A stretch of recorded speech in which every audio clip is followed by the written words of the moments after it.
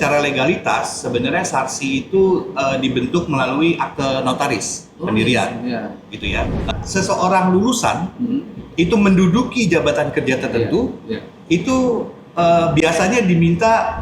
Kenapa tidak SRA saja? Kenapa harus ada SKK juga? SKK lagi misalnya. Itu portofolionya. Portofolionya yang memang berbasis pengalaman yang berbasis pengalaman yang di CV. Yang di CV. Yang di CV. Yang tercantum di CV silakan pilih. LSP SARSI itu mengampu SKK di klasifikasi arsitektur. Iya. Jadi di luar arsitektur itu.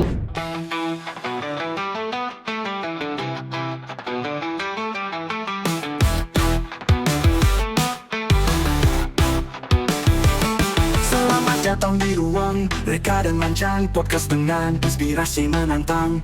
Dari gedung tinggi sampai cagar budaya, kita bicara semua tak ada yang terlupa. Baik, Assalamualaikum warahmatullahi wabarakatuh. Salam sejahtera untuk kita sekalian. Jumpa lagi kita pada hari ini pada podcast Ruang Reka Rancang. Pada hari ini kita kedatangan tamu yang cukup spesial karena akan bicara tentang spesifik terkait bagaimana peran arsitek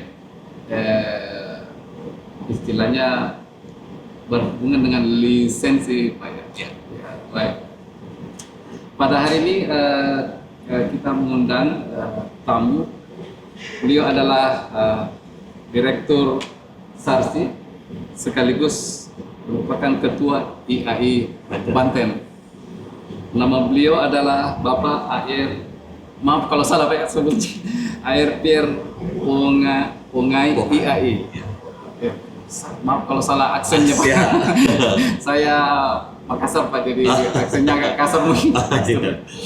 Atau saya panggil Pak Pierre saja. Pak Pierre. Oke, selamat datang Pak. Terima kasih. Ya. Waalaikumsalam. Selamat siang rekan-rekan sekalian. Baik. Jadi, saya langsung bertanya saja terkait sebenarnya SARSI itu apa Pak? Oke. SARSI itu singkatan dari Sertifikasi Arsitek Indonesia. Jadi SARSI ini adalah lembaga sertifikasi profesi atau LSP yang dibentuk oleh IAI, Ikatan Arsitek Indonesia. Jadi SARSI sebagai LSP yang dibentuk oleh IAI sebagai asosiasi profesi terakreditasi, jadi termasuk dalam kategori LSP P3. LSP P3 itu yang dibentuk oleh asosiasi profesi. Ada yang lain yang dibentuk oleh lembaga pendidikan, itu LSP P1. Apa P3 sebelum P3 dan P1 itu ada perbedaannya? P1, P2, P3. Jadi itu kategori LSP saja. Sesuai dengan lembaga pembentuknya. Semacam level begitu Pak? Tidak semacam level, cuman dia nanti akan mempengaruhi sertifikasi jenis apa yang dilayani. Jadi kalau P1 itu LSP P1 itu dibentuk oleh lembaga pendidikan, seperti lembaga diklat atau lembaga kampus. LSP P2 itu dibentuk oleh pemerintah. Jadi misalnya badan-badan pemerintah atau diklat pemerintah yang melakukan sertifikasi. Sedangkan P3 itu dibentuk oleh asosiasi profesi terakreditasi. Jadi kalau perbedaannya, LSP P1 itu dia akan mensertifikasi peserta didik. Jadi mahasiswa misalnya. Jadi setelah selesai dari pendidikan dia akan diakhiri dengan sertifikasi oleh LSP P1. Sedangkan kalau P3 itu akan mensertifikasi anggota asosiasi profesi. Jadi dia memang lebih kepada siapa yang akan dilayani gitu ya. Nah itu perbedaannya. Jadi SARSI bisa dibilang adalah lembaga sertifikasi profesi untuk masyarakat arsitektur. Jadi baik itu untuk yang baru lulus, untuk jenjang 6, lulus S1 maupun yang baru lulus pendidikan profesi, itu bisa dapat jenjang 7, atau untuk anggota asosiasi profesi yang sudah punya surat tanda registrasi arsitek, itu bisa masuk ke jenjang 8 dan jenjang 9 SKK-nya. Demikian kira-kira. Baik, sangat jelas. Oh iya, jadi mohon maaf Pak, saya ingin bertanya, ini SARSI ini berada di bawah payung IAI sebagai lembaga asosiasi atau berdiri sendiri Pak? Baik, secara aktivitas, sebenarnya secara legalitas, sebenarnya SARSI itu dibentuk melalui akte notaris pendirian, gitu ya. Tetapi di dalam akte notaris itu disebutkan bahwa SARSI ini dibentuk oleh IAI melalui yayasan. Oh, melalui yayasan. Jadi SARSI tangan ketiga sebenarnya. Iya. Jadi IAI membentuk yayasan, lalu yayasan membentuk SARSI, gitu ya. Iya. Nah, itu secara legalitas. Jadi sebenarnya karena memiliki legalitas sendiri, jadi sebenarnya secara kelembagaan dia diakui oleh BNSP maupun LPJK sebagai lembaga mandiri. Tetapi tentu karena IAI dibentuk oleh SARSI dibentuk oleh IAI, secara pelaksanaan kegiatan tentu selalu mengikuti arah dan kebijakan keprofesian yang ditentukan oleh IAI bersama-sama tentu dengan DAI juga.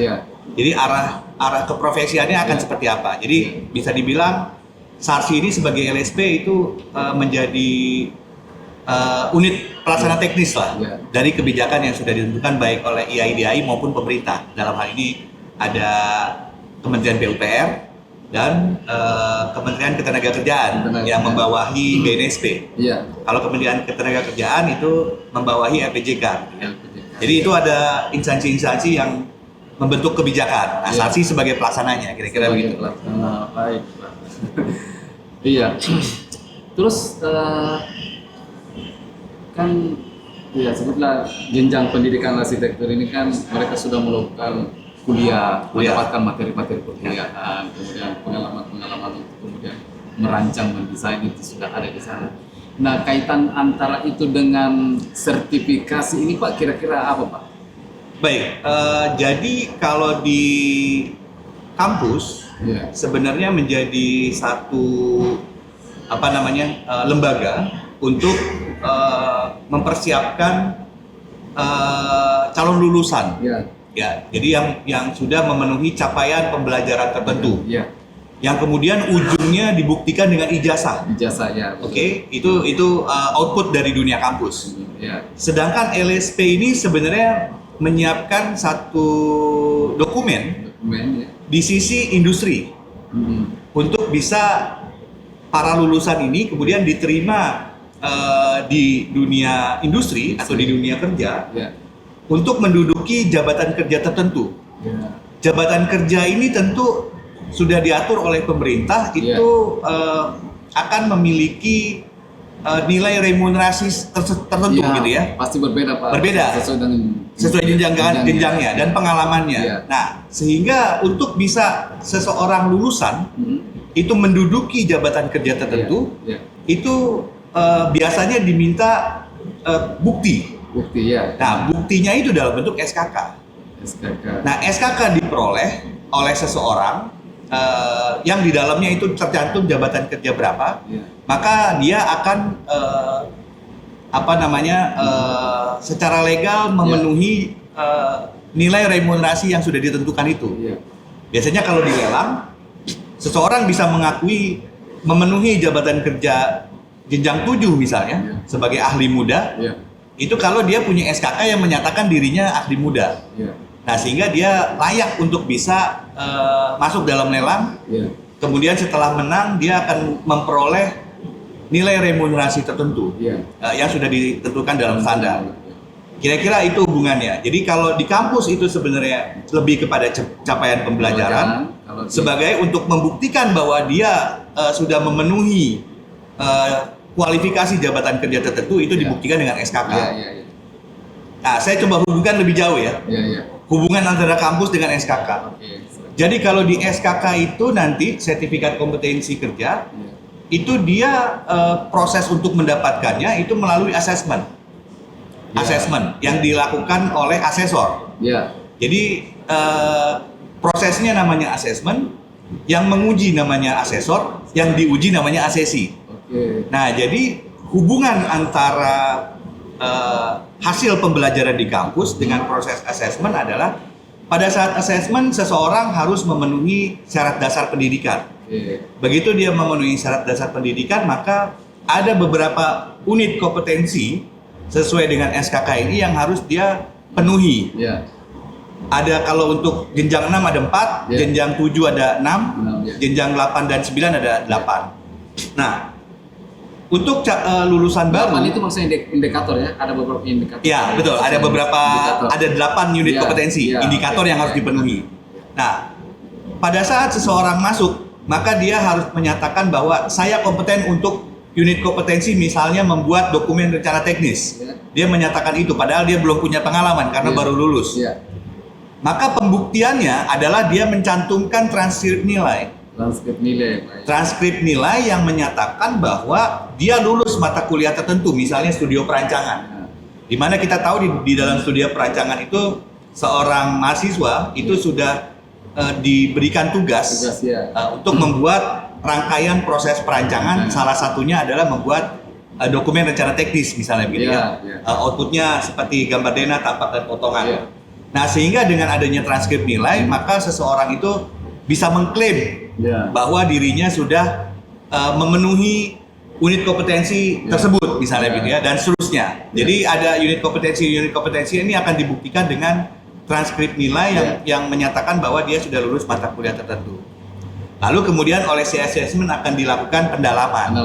Ya, jadi dia akan mendalami bagaimana lebih lanjut soal unit-unit itu gitu ya, pemahamannya. Sehingga pada akhirnya nanti seorang asesor akan menyatakan bahwa si ACC memang dia sudah memenuhi dan layak untuk mendapatkan SKK. Nah, kira-kira hubungannya demikian dengan dunia kampus. Oke.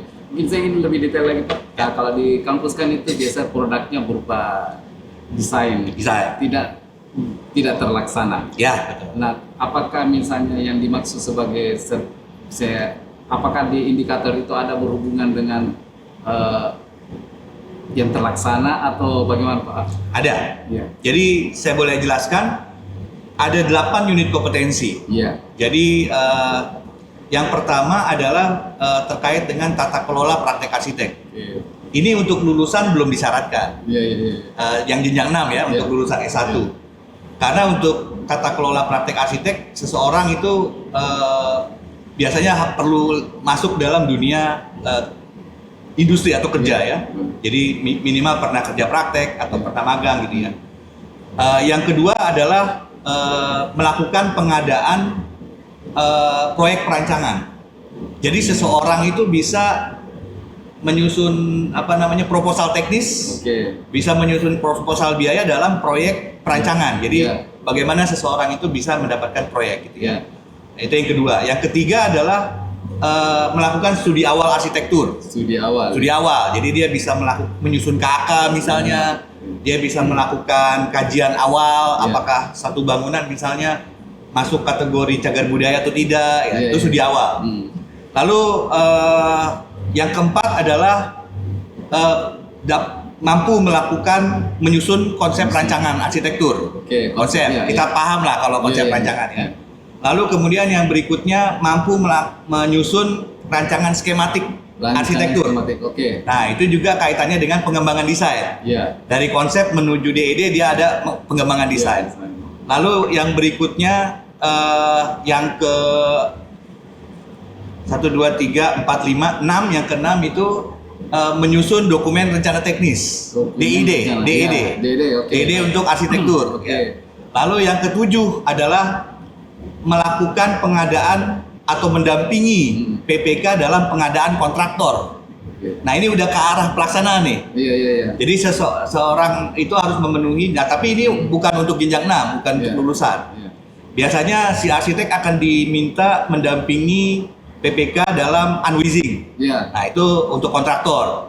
Lalu yang terakhir adalah yang ke-8, mampu melakukan pengawasan berkala dalam proses konstruksi. Nah, dari 8 ini ada 2 yang sebenarnya mengarah kepada pelaksanaan, yaitu mendampingi PPK dalam pengadaan kontraktor, sama yang kedua melakukan pelaksanaan berkala untuk mengawal desain. Jangan sampai desainnya itu diubah gitu ya. Iya.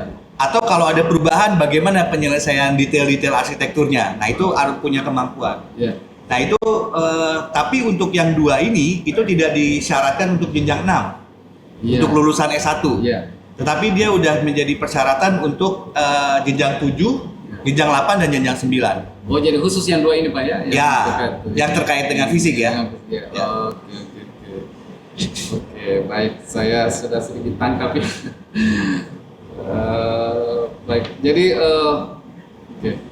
Itu tadi adalah yang bermuara apa yang 8 jenjang tadi ini, yang 8 yang disebutkan indikator tadi itu Unit kompetensi. ya, unit kompetensi ya. Terus bagaimana misalnya gini, artinya saya menangkap tadi ada 2, jadi mendampingi kontraktor dan mendampingi PPK tadi. Ya. Dalam hal ini PPK kan biasanya kalau di proyek pemerintah itu ya Pemda ya, di Pemda. Jadi dia bisa berperilaku sebagai memang semacam pelaksana ini, pelaksana kegiatan yang kayak dari pengawasan berkala supaya tidak dirubah-rubah karena memang kan tidak sedikit juga ini desain ini di lapangan mengalami perubahan, malah menggeser nilai arsitekturnya. Betul, betul. Dan sebenarnya bukan hanya aspek estetika yang menjadi penting untuk dijaga oleh seorang arsitek. Iya, betul. Pada saat pelaksanaan konstruksi, pada saat pengawasan berkala, tetapi lebih jauh sebenarnya menjaga supaya standar teknis yang sudah dipenuhi pada saat perencanaan itu tidak dilanggar pada saat pelaksanaan akibat perubahan desain. Saya ambil contoh begini. Misalnya pada saat pelaksanaan itu kemudian di lapangan itu ketemu misalnya ada pohon existing.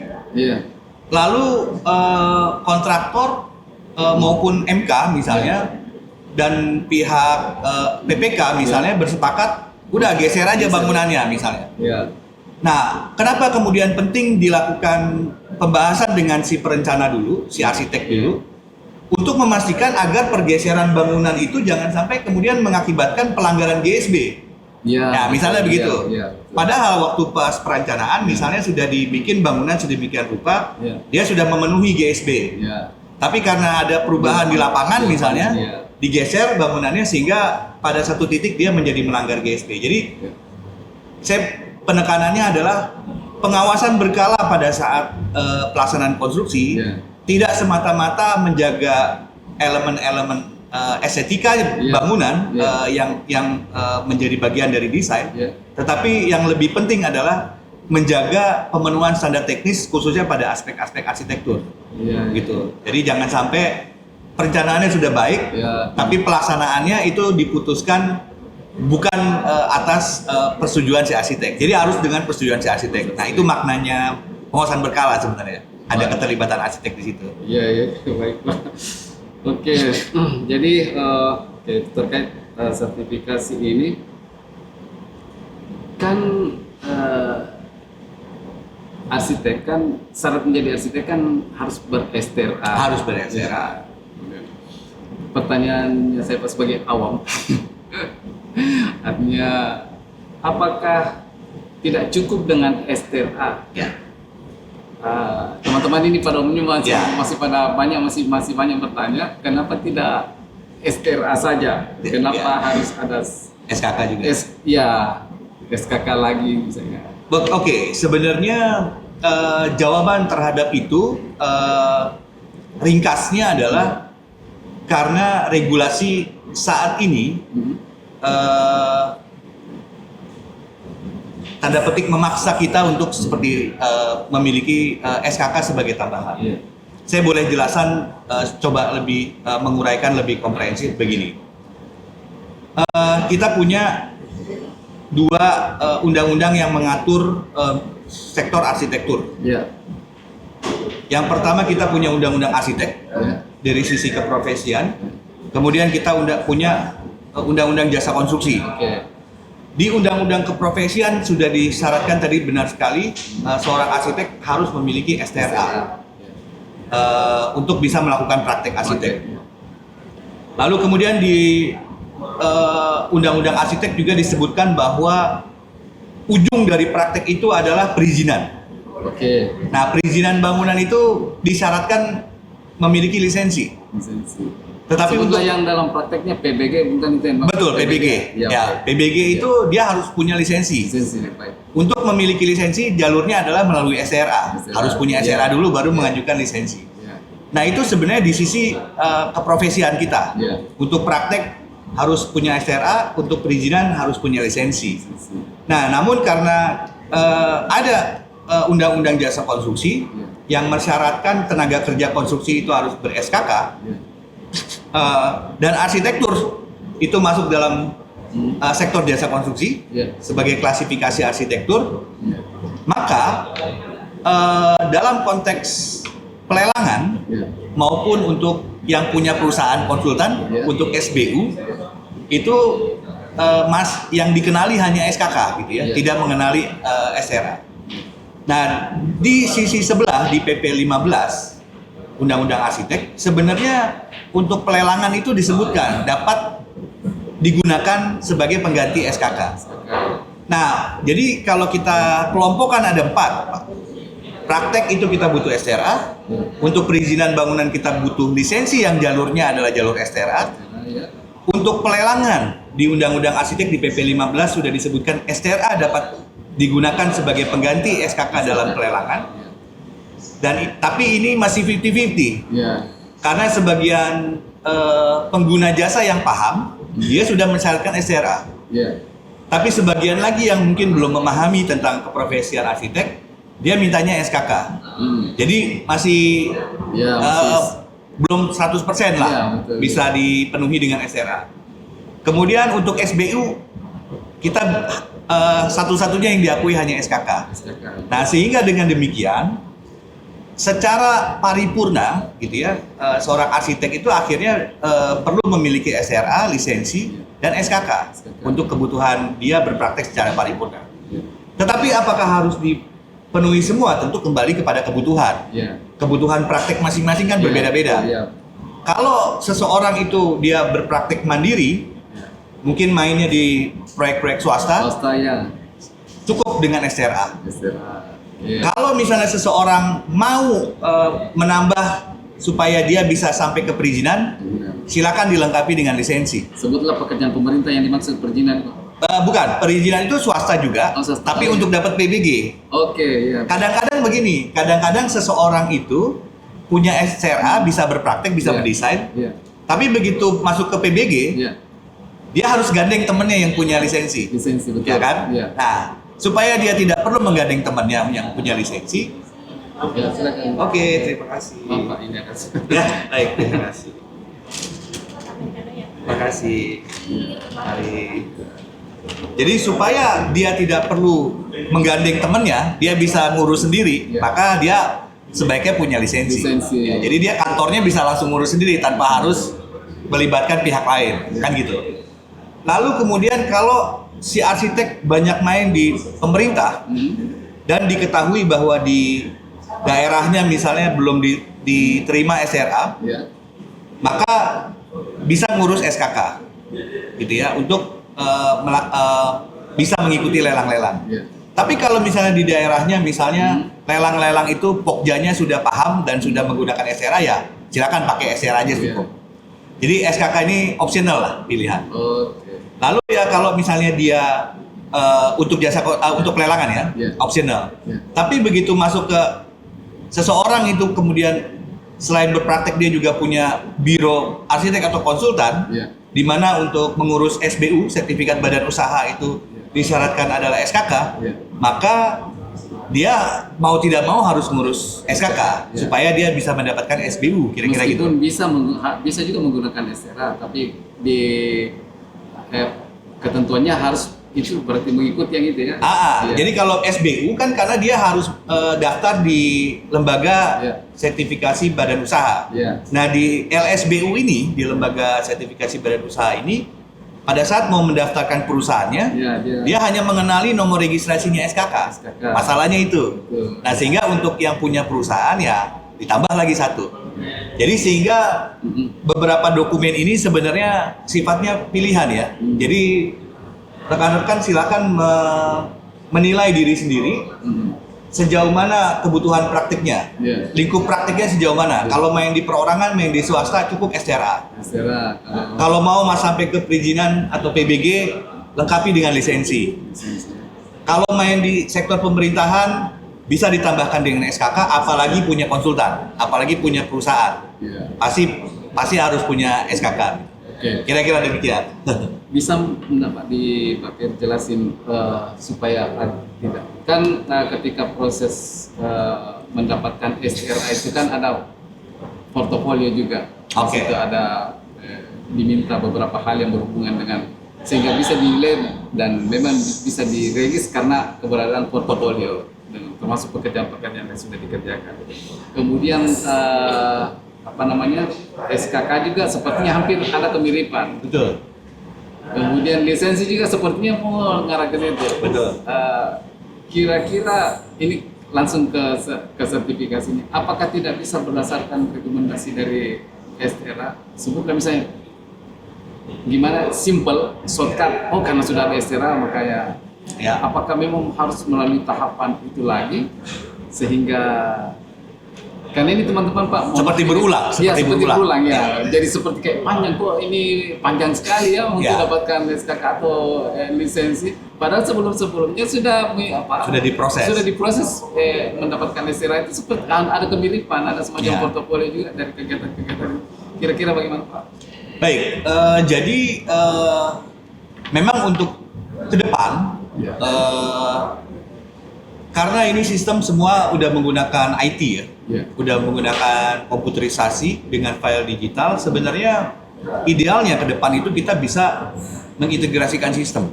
Ya. Karena kita punya portal DAI untuk mengurus SRA. Itu ideal maksudnya bakal ke situ Pak? Bakal ke sana, harus ke sana, Iya. gitu ya. Karena ini kan tinggal masalah integrasi sistem IT saja. Iya. Namun mengingat ini kan masih tahun transisi ya. Iya betul. Jadi semua ini hal baru nih.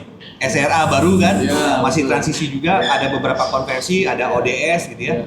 Lalu kemudian SKK juga ini kita Iya.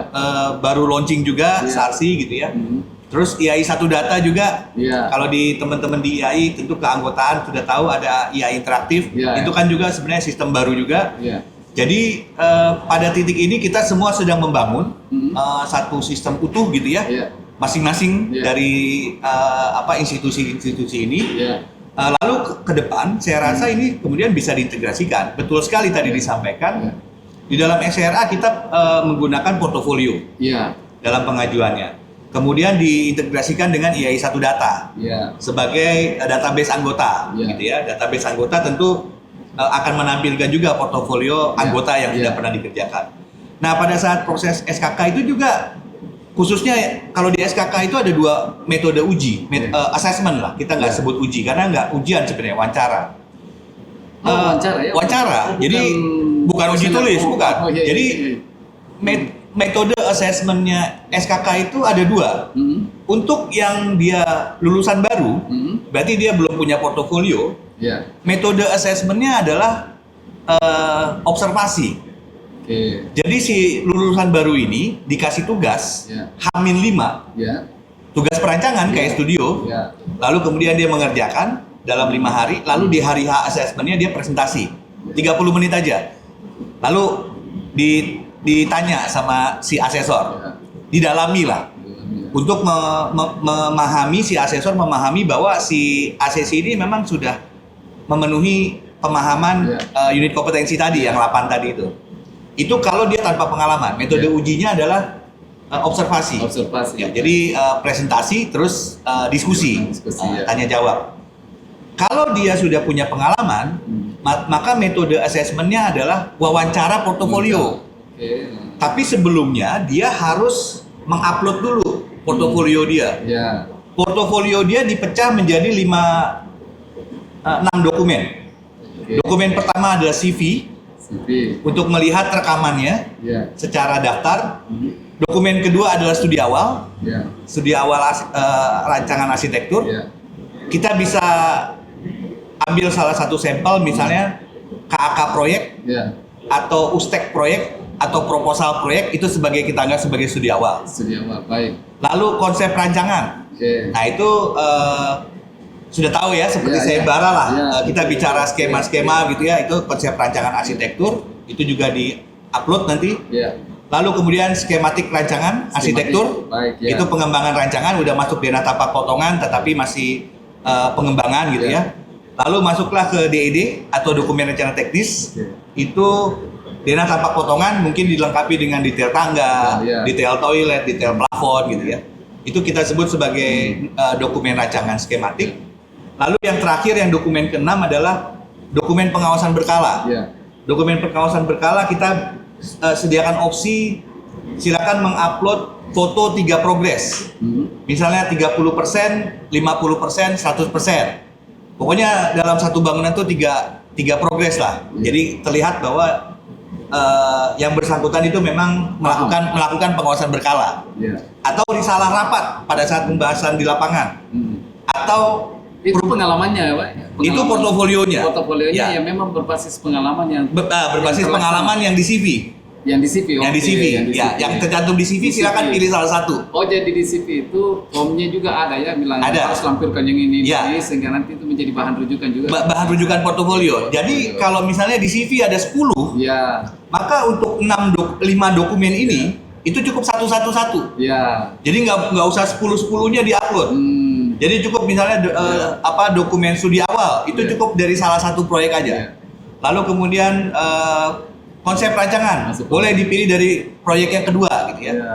Oh tidak Jadi, harus tidak harus semuanya. satu proyek untuk semua itu. Nggak harus. Ya. Jadi kalau di sini ada 10 proyek, di sini ada 5, tidak harus 50 yang diupload. Ya, Cukup 5 saja. 5 saja. Jadi boleh pilih dari masing-masing proyek sampel Ya. atau dari satu proyek juga boleh. Ya. Yang 9 proyeknya cuma list aja gitu ya. Ya. Itu boleh juga. Jadi itu upaya untuk memudahkan teman-teman. Walaupun itu juga sebenarnya udah diproses melalui SRA. Ya. Jadi mengupload dokumen ini, kalau itu sudah dilakukan di SRA, misalnya di FIRM, Ya. FIRM yang juga portofolio, Ya. itu sebenarnya bisa digunakan di sini. Ya. Nah ini apakah nanti bisa kita integrasikan atau memang harus diupload ulang, nanti sistem IT yang akan teman-teman IT yang akan kita koordinasikan mekanismenya seperti apa. Kenapa SARSI kemudian menjadi cukup rigid? Ya. Karena SARSI itu untuk mendapatkan lisensi itu prosesnya panjang dan itu harus disaksikan oleh BNSP. Dicek BNSP, ya. semua dokumen oleh BNSP, SOP-nya apakah sudah sesuai atau belum. Ya. Kalau sudah sesuai kita dapat lisensi, Pak. Tapi di belakang kita juga akan diakreditasi setiap tahun. Mana duluan itu Pak di BNSP tadi dengan asesmen tadi itu mana duluan? Itu apa bersamaan pada waktu itu atau? Oh enggak, kalau BNSP cuma sekali aja pada saat SARSI dibentuk. Oh gitu. Selanjutnya ya kita SARSI udah mandiri, udah bisa bergerak sendiri tanpa BNSP. Tanpa BNSP, Ya. oke baik. Tetapi setiap tahun kita akan diakreditasi Diakreditasi oleh oleh KAN. kan? Oh ya, ada akreditasi. Ada akreditasinya. Jadi kita semua dokumen kita, SOP kita akan dicek apakah Dicek. dilaksanakan sesuai Sesuai. dengan apa yang sudah disusun ini, Tujuannya. apa yang sudah disetujui oleh BNSP. Ya. Oleh karenanya ada bagian di LSP SARSI namanya pengendalian mutu. Pengendalian. Itu untuk memastikan nanti proses assessment memang sudah dilakukan sesuai SOP. SOP. Ya. Nah, oleh karena demikian kakunya SOP yang sudah ditetapkan, maka kami juga harus menjaga itu. Jadi apapun nanti mekanisme integrasi atau tidak integrasi Ya. atau diupload ulang, itu semua harus berada dalam koridor SOP tadi, gitu. Tapi nggak apa-apa dia berulang Pak. Ya. Misalnya ketika di SRA ada Nggak apa-apa. dokumen Boleh. berulang lagi kembali. di Boleh. situ. Oh iya. Iya. Proyek A sudah dipakai di Iya, SRA, kemudian mau dipakai dipakai lagi. boleh. Justru Boleh, ya? itu yang kita harapkan Oke. untuk memudahkan proses. Jadi Iya, iya, iya. kalau itu bisa diintegrasikan tentu lebih baik lagi. Baik. Baik. Selanjutnya tadi ini bukan ujian ya, bukan semacam ujian, Ya. tetapi Assessment. ya asesmen Wawancara. apakah pada akhirnya nanti ada lulus atau tidak lulus atau ada pemberian kesempatan untuk memperbaiki atau bagaimana Pak? Iya. Sehingga sampai mendapatkan lisensi sertifikasi. Ya. Jadi kalau dalam pemahaman saya ya, tetapi tentu ada di SARSI itu ada yang mendalami lebih lanjut, yaitu direktur sertifikasi. Kalau saya kan ketua lebih Ya. banyak di kelembagaan ya. Tetapi dalam prosesnya tentu saya mengikuti. Secara prinsip sebenarnya mekanisme asesmen di SARSI itu kan prinsipnya begini, seseorang yang sudah memenuhi syarat dasar, syarat dasar itu bicara soal pendidikan dan pengalaman. Jadi seseorang yang sebenarnya sudah memenuhi syarat dasar, sebenarnya dia kompeten, mestinya kompeten, mestinya lulus gitu ya. Nah, tinggal tugasnya asesor adalah mengumpulkan bukti bahwa dia kompeten. Nah, tentu mengumpulkan bukti dia kompeten ini dibantu juga oleh si pemohon, oleh si asesi. Nah, sehingga tadi dokumen-dokumen tadi, bukti pendidikan, ijazah, transkrip nilai, yang itu kemudian diupload, itu sebenarnya adalah mekanisme si asesor dalam mengumpulkan bukti bahwa dia memang kompeten, gitu ya. Nah, tentu tidak hanya dokumen yang diupload, tetapi dari dokumen itu akan didalami, akan diwawancara untuk memastikan bahwa memang bukti yang diupload itu dia pahami karena dia pernah terlibat. Jangan sampai bukti itu pinjam punya teman, terus dipakai sama dia, diupload, diklaim, sehingga pada saat didalami dia AE gitu ya, jadi nggak menguasai. Nah, itu kan sebenarnya satu mekanisme untuk mendalami, mengumpulkan bukti bahwa yang bersangkutan itu memang kompeten atau lulus. Nah, setelah bukti itu secara kelengkapan sudah dipenuhi, kemudian secara kesesuaian sudah sesuai gitu ya, lalu secara pendalaman itu ternyata sudah dikuasai, maka asesor akan menentukan bahwa yang bersangkutan itu kompeten atau lulus, sehingga nanti dia akan direkomendasikan untuk mendapatkan SKK. Kalau dalam prosesnya, karena ini kan prosesnya ada rangkaian, jadi asesmen itu hanya satu titik kan, hanya satu hari, tidak sampai satu hari, 1 jam saja. Maaf sebentar Pak, asesmen itu dilakukan virtual atau harus tatap muka? Tatap muka ya, langsung. Virtual. Nggak boleh misalnya. Boleh. Misalnya asesornya ada di Jakarta, misalnya di Gorontalo. Di Gorontalo asesinya, boleh. Boleh, iya. Sistemnya ada, tetapi SARSI belum sampai situ. Oh, gitu. Karena untuk mau sampai ke situ. Jadi arahan ketum kita harus sampai ke sana. Namanya AJJ, asesmen jarak jauh. Tetapi semua proses asesmen harus dilakukan dalam sistemnya SARSI. Tidak boleh pakai sistem pihak ketiga. Tidak boleh pakai Zoom. Karena itu sistem yang di luar, yaitu sistem pihak ketiga namanya. Jadi kalaupun nanti ada mekanisme asesmen jarak jauh, itu harus ada di dalam sistem. Jadi bisa dibayangkan butuh waktu panjang untuk membangun sistem AJJ ini, sistem IT ini, karena tidak mudah dan tidak murah.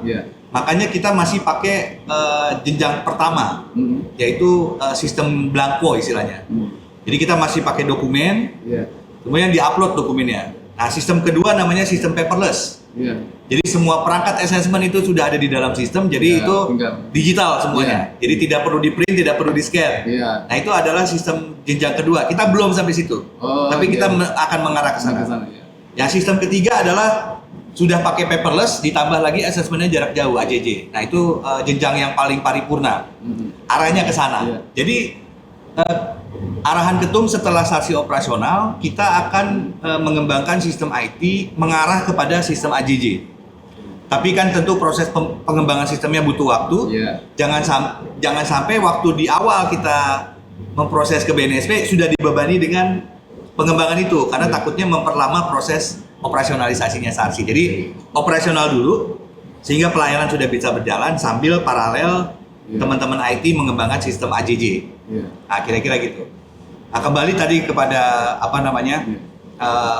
proses assessment ya, kira-kira demikian prosesnya yang akan dilakukan di proses assessment ya di TUK. Baik, jadi masih terkait SKK tadi ini, apakah misalnya Pak, karena SKK itu memang wajib dikeluarkan oleh SARSI ya, tidak boleh dari mekanisme atau yang lain, lembaga lain selain ini, khusus arsitek saja, atau misalnya anggaplah ada teman arsitek yang di luar dari SARSI misalnya ini, atau bagaimana Pak? Oke, LSP SARSI itu mengampu SKK di klasifikasi arsitektur. Iya. Jadi, Jadi di luar arsitektur itu tidak. Jadi arsitek juga tidak boleh ambil di luarnya. Misalnya pakai kayak sebutlah misalnya ada kan kecenderungan teman. Ini saya aneh Pak ya, saya membandingkan mungkin bisa saja tidak relevan.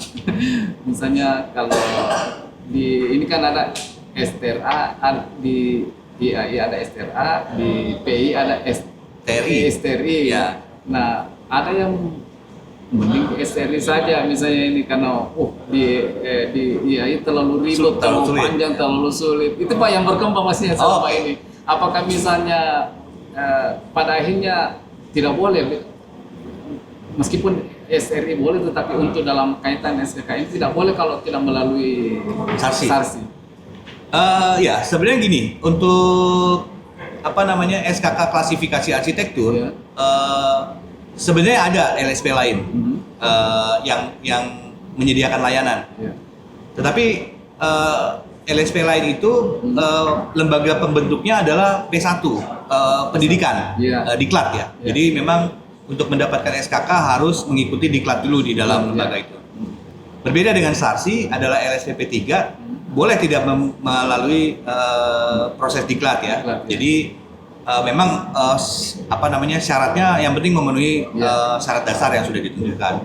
Satu itu. Yang kedua, SARSI sebenarnya bagian dari IAI dan bagian dari ekosistem masyarakat arsitektur yang ingin dibentuk bersama-sama. Ya. Jadi ekosistem masyarakat arsitektur itu ada IAI, ada DAI, ada Aptari, gitu ya, dan terakhir dibentuklah SARSI. Ya. Jadi ini satu ekosistem masyarakat arsitektur yang harapannya kita bisa bersama-sama membangun satu sistem yang ideal, gitu, yang baik, dengan memenuhi standar-standar yang baik juga. Ya. Yang kemudian orientasinya tentu tidak hanya kita bisa diterima di dalam negeri, gitu ya, di kabupaten kota, provinsi, nasional, tetapi juga sekaligus teman-teman yang sudah memiliki sertifikasi maupun registrasi di Indonesia itu bisa juga diterima di internasional, karena kita sudah memenuhi standar itu, gitu ya. Jadi harapannya itu, apakah harus disarsi? Tentu tidak ada kewajiban itu. Itu menjadi kebijakan. Apakah nanti IAI DAI mewajibkan seperti dulu kalau dari SKK dari luar itu kemudian dari non IAI itu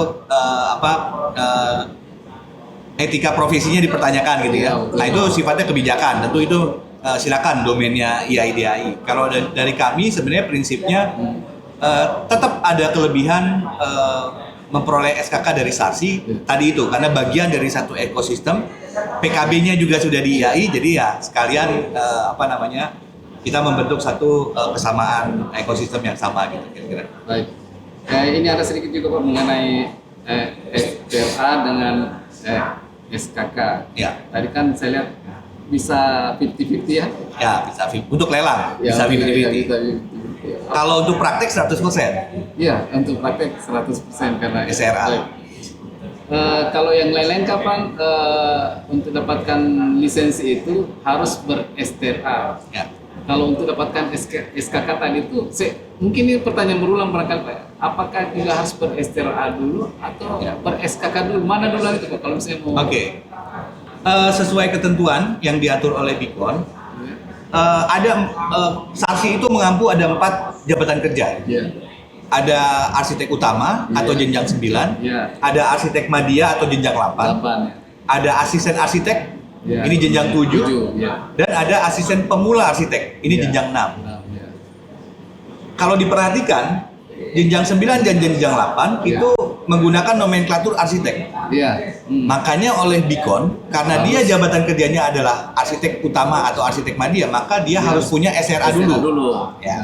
Jadi supaya jangan sampai ada pemegang SKK 89 tapi tidak ber-SRA. Gitu.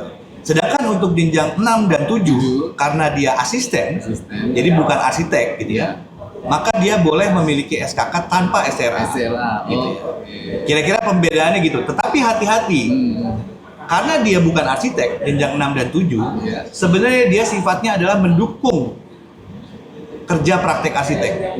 Karena penanggung jawab prakteknya harus arsitek. Iya, yang jenjang 8 atau 9. 8 dengan 9 tadi. Sedangkan jenjang 6 dan 7 dia sifatnya supporting, jadi membantu si arsitek. Kalau dulu kita kenal arsitek muda lah. Arsitek muda atau asisten arsitek gitu ya. Jadi dia memang masih belajar gitu ya dari si arsitek utamanya. Oke. Kira-kira gitu. Baik.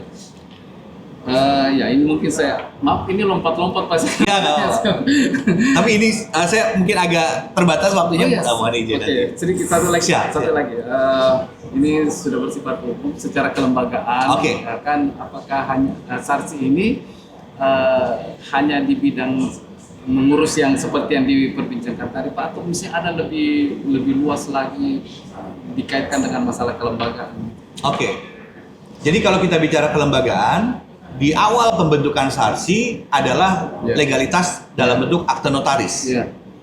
Di dalam akte notaris memang sudah dikunci di dalam maksud dan tujuan dari LSP SARSI adalah untuk dalam lingkup layanan sertifikasi. Dan itu ada KBLI-nya di dalam perizinan OSS ya, ada KBLI-nya khusus, dan BNSP itu mensyaratkan semua LSP itu harus fokus melaksanakan kegiatannya hanya di sertifikasi. Dan itu dikunci di akte pendirian dan dikunci dalam KBLI. Artinya SARSI tidak dapat melakukan aktivitas di luar sertifikasi. Kira-kira demikian. Dan tetapi dalam lingkup sertifikasi saja banyak yang sebenarnya bisa dilakukan. Karena ini sifatnya layanan, tetapi untuk bisa meluaskan layanan maka SARSI akan melakukan kemitraan dengan IAI provinsi untuk bisa menjadi mitra TUK sewaktu di provinsi. SARSI juga bisa melakukan kerjasama atau kemitraan dengan kampus. Sebagai mitra TUK kampus. Artinya bisa langsung kampus ke SARSI. Bisa langsung kampus ke SARSI, tapi harus MOU dengan IAI dulu. MOU, lalu kemudian PKS-nya dengan SARSI. MOU dengan IAI, PKS dengan SARSI. Tetapi ini ada pembeda. Kalau TUK di kampus tentu akan melayani sertifikasi untuk lulusan. Sedangkan TUK di IAI provinsi itu untuk melayani anggota yang merupakan alumni gitu ya. Jadi ini kita tidak upayakan supaya tidak ada overlapping atau tabrakan gitu ya dalam pelayanannya. Kira-kira gitu, Pak. Baik, terakhir Pak, mungkin ada closing statement mungkin supaya bisa lebih paripurna terkait apa yang sudah disampaikan. Baik. Silakan Pak. Terima kasih. Saya pertama-tama mengucapkan terima kasih buat IAI Gorontalo atas undangannya dalam podcast ini. Karena menurut hemat kami ini menjadi sarana sosialisasi juga. Kami masih baru. Kami juga butuh untuk melakukan banyak sosialisasi kepada anggota dan secara umum kepada masyarakat arsitektur ya. Pertama itu. Yang kedua terkait dengan SKK ini, terkait dengan sertifikasi ini dan maupun registrasi, catatan kami adalah penekanannya rekan-rekan silakan memahami dulu kira-kira lingkup praktek rekan-rekan itu seperti apa untuk bisa menentukan kelengkapan apa yang dibutuhkan. Jadi belum tentu dibutuhkan semua.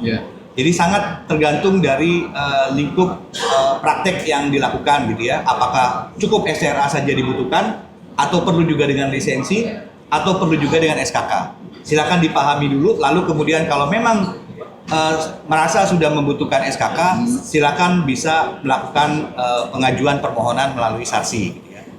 Lalu kemudian yang terakhir tentu saja kami berharap juga dengan beberapa institusi yang dapat kita jajaki melakukan kemitraan, harapannya kita bisa menjalin kerjasama dengan baik sehingga nanti ke depan kita bisa mendekatkan sebenarnya layanan sertifikasi ini kepada anggota dan masyarakat arsitektur supaya tidak terjadi sumbatan layanan, tidak terjadi bottlenecking layanan gitu ya.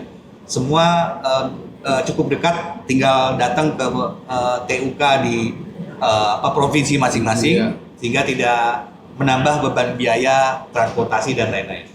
Yang penting nanti kita diskusikan teknisnya dengan teman-teman IAI provinsi dan kampus. Yang penting harus menyiapkan tempat, harus menyiapkan asesor dan beberapa perangkat yang kira-kira dibutuhkan.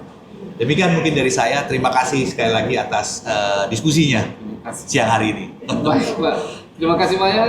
Juga kami sampaikan kepada Pak Pierre pada hari ini teman-teman podcast Ruang Reka Rancang.